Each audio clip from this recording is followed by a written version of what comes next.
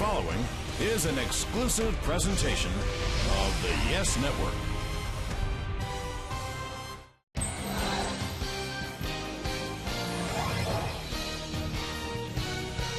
GMC presents Center Stage with Michael Kay.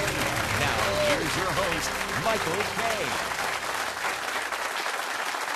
Thank you, everybody, and welcome to Center Stage. Today's guest is a Florida native who grew up wrestling and playing football. After a stellar All-American college football career at the University of Miami, he was drafted in the first round of the 1996 NFL Draft by the Baltimore Ravens. Considered by some to be too undersized to play linebacker in professional football, he made a name for himself as a ferocious hitter while anticipating the plays all over the field. He quickly became a team leader and established himself as the generation's most intimidating middle linebacker. In 2000, he anchored a stifling Baltimore defense that set records for fewest points allowed in a season, fewest yards allowed in a season, and gave the Ravens their first ever Super Bowl championship. His on-field image is a mixed enigma. Off the field, where questionable choices and great compassion add to his complexity for fans to understand. Please welcome a 12-time Pro Bowler and 2-time NFL Defensive Player of the Year, who is among the most respected athletes, not just by football players, but by current and past sports pros,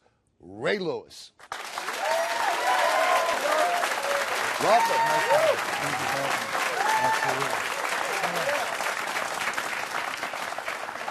Did a lot of stuff. So far, so good. A lot going on, I see. Absolutely. Let us start with some current events. Yeah. The young man, LaShawn Armstrong, desperate, distraught mother, drove her children in a car into a river. The siblings died. LaShawn did not. You reached out to him. Why? As soon as I heard the story about LaShawn, the first thing came to my mind is there's no way that that kid could do that by himself. And I related to it a little bit because me being that young at 10 years old, I remember the silence that I once heard when my father wasn't around. I'm real good friends with my father now. Mm-hmm. And as soon as my business partner told me about it, I said, I need to get in contact with him. I need to touch that kid. I need to make sure that he doesn't go through this tragedy by himself. And what was the connection like, right? He's like one of my sons now. Really? Yeah. You think this is a forever thing? Well, it will be forever because I'm not in it to give him a one-time hit. Mm-hmm. I'm in it to make sure that when he grows as a man, that his tragedy becomes his testimony. You know, that he's able to really tell somebody that I was able to go through this, but I didn't go through it by myself. What could you tell this kid, though? I mean, nobody goes through this sort of thing. It's hideous. You can't tell him anything. You just be there for him. Mm-hmm. That's the thing. Now, you have never in your life, Ray, been shy about expressing your opinions. And you said recently that if there's a lockout, mm-hmm. there's going to be a spike in crime. Yeah. Tell me what you meant by that. Now, the thing is, when you call something that I say controversial, you can't remove words from what I say. You can't remove the word research. Because that was one of the biggest words in my statement. What'd you say? I said, do the research mm-hmm. that if we don't have a season. Then after research, I said, watch.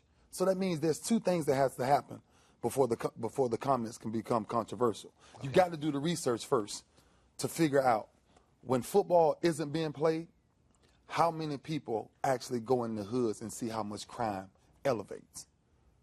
Baltimore Stadium is on one side of the street. 5 minutes on the other side of the street is the greatest horror you've ever seen in your life.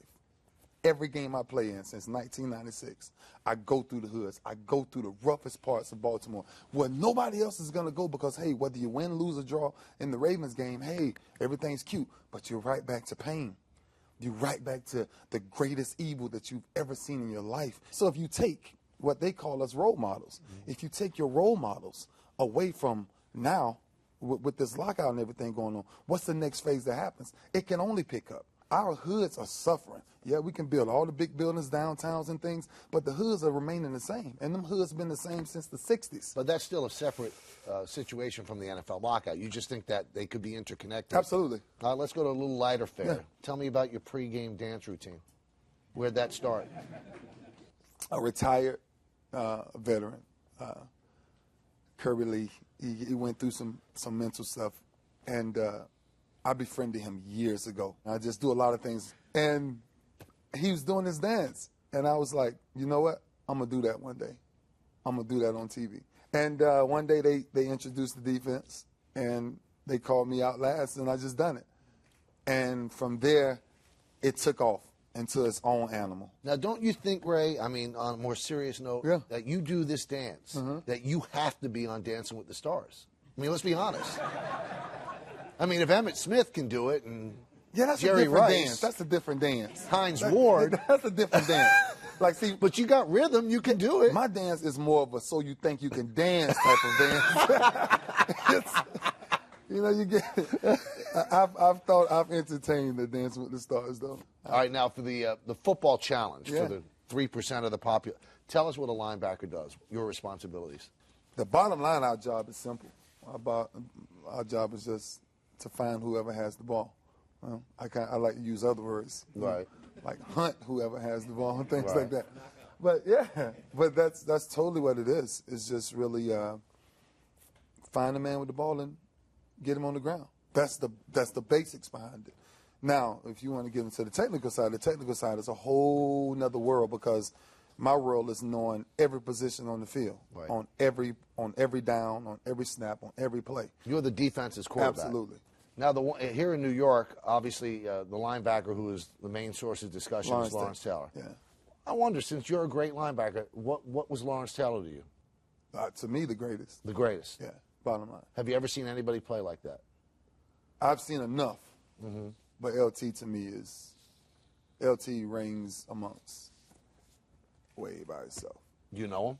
Yeah, very, very, very well. We have a great respect for each other. When you see us, you would think we've been brothers for years. So he thinks you're great, too? Yeah. That's a pretty good compliment coming from him. That's one of the greatest compliments I can ever get in my whole entire life. Well, it all started in Lakeland, Florida. We're going to find out what happened when Ray Lewis and I return on Center Stage.